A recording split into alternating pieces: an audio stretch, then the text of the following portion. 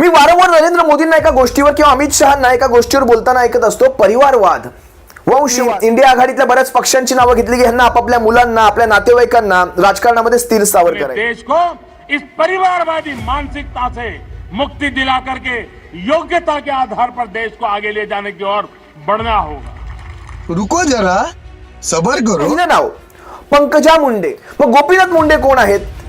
अनुप धोत्रे. संजय धोत्रे कोण आहेत? पियुष गोयल. मग वेद प्रकाश गोयल हे कोण आहेत? रक्षा खडसे. मग एकनाथ खडसे कोण आहेत? हिना गावित. मग विजय कुमार गावित कोण आहेत? सुजय विखे पाटील. मग राधाकृष्ण विखे पाटील कोण आहेत? रणजित सिंह नाईक. मग हिंदूराव नाईक कोण आहेत? पूनम महाजन घ्या. मग प्रमोद महाजन कोण आहेत?